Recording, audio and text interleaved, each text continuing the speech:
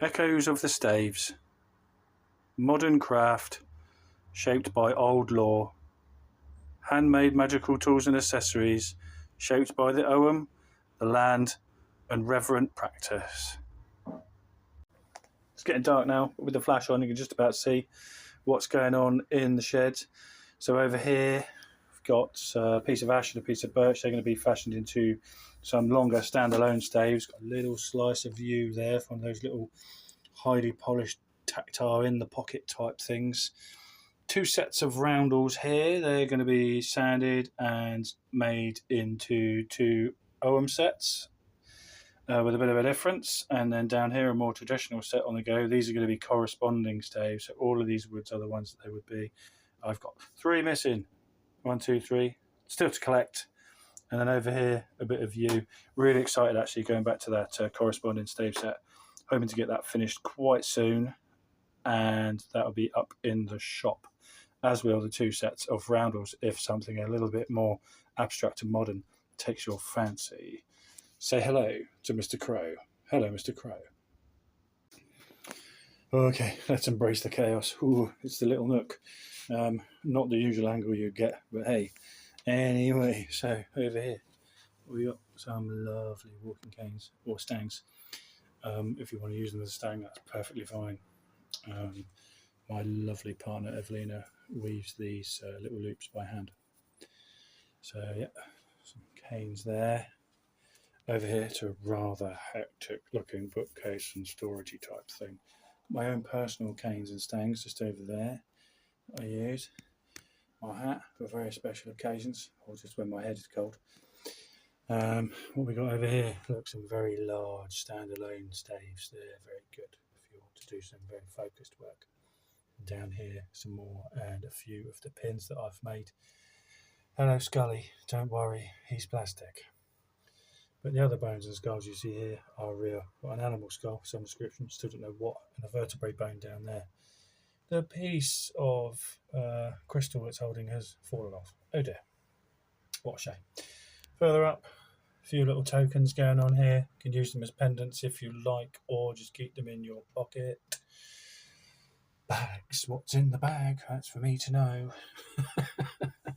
What's down here? Some incense blends. We'll talk about them in a minute because further down there's all the other ingredients that are used to make the incense. Look, down here, wands and larger staves. Very, very big hazel stave. Yeah, you might want one of those.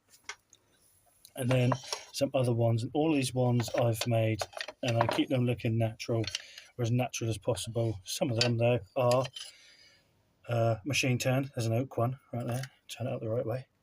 So it makes sense. And the others are just sanded and shaped pieces of wood. I try and sort of keep the natural essence and shape of the wood. They are all measured from fingertip to elbow, which is a known way of measuring one's length. So these ones are all around 34 centimetres long, maybe a bit longer, maybe a bit shorter. These ones definitely a bit shorter. So the ones got an ash one there, hazel, the oak one. It's a very interesting part turned older one. So it's been part turned on the lathe and part hand shaped. It's absolutely stunning. And then even smaller ones sometimes. So there's turn out the right way. A U one. Yeah. So wands, pins, little tokens or pendants, standalone staves if you'd like, stangs and walking canes, and also, just to complement it, some incense blends.